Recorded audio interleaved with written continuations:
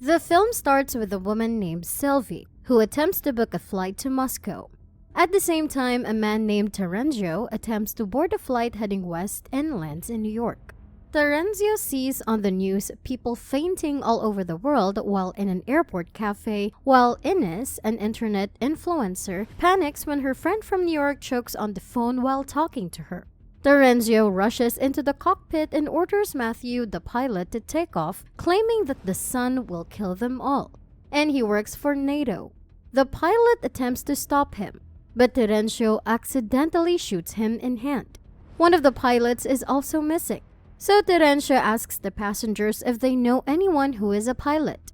Sylvie approaches, and after threatening her, they successfully flee. Mathieu discloses that when he shot him, the bullet shattered the radio. Ines disarms Terenzio, a passenger who appears to have become ill. The plane approaches an airport but finds it in disorder.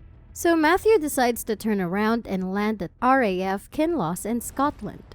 When the plane landed, the passengers' phones display news reports that back up Terenzio's claims. An army vehicle arrives, accompanied by 3 soldiers who inform them that they do not have time to explain because they must leave immediately. One of the passengers is an aircraft engineer, Jakub. He wants to return to his pregnant wife to save her, but is not allowed considering the overall safety of the passenger. Outside, the soldiers explain that they intend to fly with them because they must travel west. Because they only have 45 minutes, they decide to stock up on supplies before leaving. Laura, Sylvie, and Gabrielle must first persuade the sick child's mother to accompany them because she does not believe what is happening. They board the plane and take off after sedating the mother. Roger Waters, one of the soldiers, shows them which direction to avoid the sun, and they set their course for Canada. Sylvie returns to her seat after leaving him in the cockpit with Mathieu. She then tells Jakub that she and her partner organized the trip to Moscow. She had intended to kill herself when he passed away, but she changed her mind after arriving at the airport because she now wants to help people and is trying to persuade him to mend the radio. Ines learns of the British soldiers' court-martial for rape and murder and informs Sylvie. After landing in Canada, Mathieu sends the soldiers into town to look for a replacement radio, and they insist on being accompanied by Jakub and flight attendant Gabrielle. The plane takes off with Jakub on board while the soldiers pursue it down the runway, shooting and breaking a window. Mathieu is sleeping with an air hostess and almost gets caught by his wife, who claims she didn't see anything in a flashback. Terenzio orders Mathieu to stop making individual decisions while others support the captain. On the radio, an American pilot mentions a haven in Hawaii. Rick has joined the calls for democracy. Mathieu suspects one of the soldiers is stowed away in the landing gear due to electronic malfunctions. Mathieu then informs them they have no choice but to proceed to where the wheels are and extract the soldier. After disagreements, Ines, Jakub, and Terenzio travel together. Mathieu returns to the cockpit and speaks with Sylvie, who has located an airport for landing. Laura requests that Mathieu fly lower so the little boy can breathe more easily. He initially refuses because it would require more petrol, but later agrees. The 3 men discover where Freddy has been staying as they approach the wheels.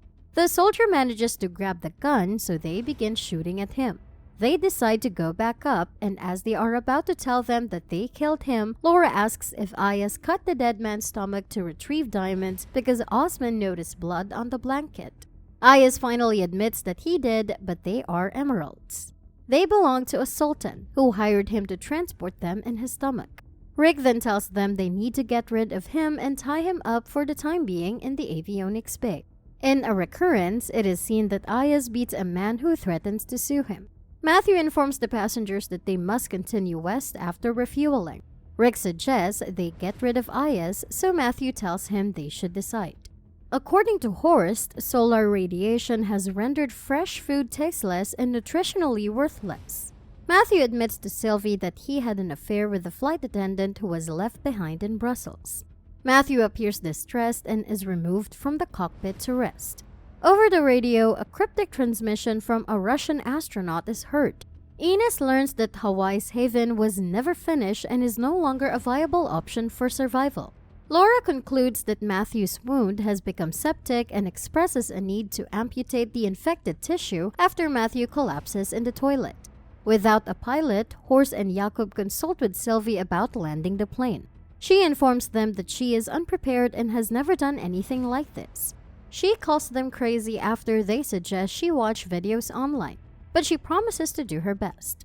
However, because taking off is more difficult than landing, they will need Mathieu to do so first. Sylvie panics in the cockpit, but Jakob tries to help and reassure her. As they approach the airport, the engine begins to fail, but they persevere as Jakob gives her instructions from the video. She turns off one engine and performs a rough but safe landing as everyone braces themselves. The passengers congratulate Sylvie and Jakob. Sylvie then takes command and assigns everyone to different tasks.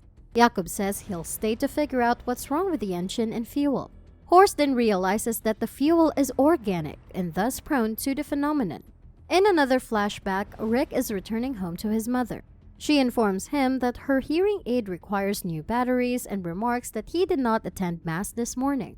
He assists her with her hearing aid before heading to his room, where we see him converse with a Russian girl online named Sveta.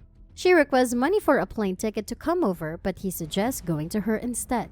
We then return to the present, where Sylvie informs Terenzio and Rick that the Hawaiian facility was never completed.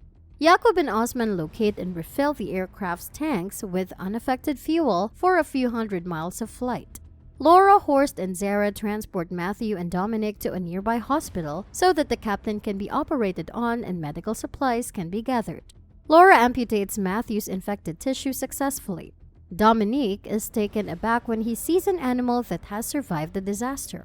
Meanwhile, Terenzio, Ines, and Rick visit NATO headquarters to learn more about the shelter. At the same time, Rick examines CCTV footage to determine the approximate coordinates of a bunker beneath a dam in Bulgaria. Terenzio and Ines clash in a conference room after Terenzio taunts them. Terenzio abandons Ines for dead, which Rick witnesses, claiming to the others that Ines chose to return to the plane on his own. Sylvie returns home intending to die next to her boyfriend's ashes, but Jakob persuades her to return after a confused kiss. As the plane prepares for Bulgaria, a badly injured Ines drives onto the runway. Terenzio awakens handcuffed in the avionics bay where the passengers have expelled him.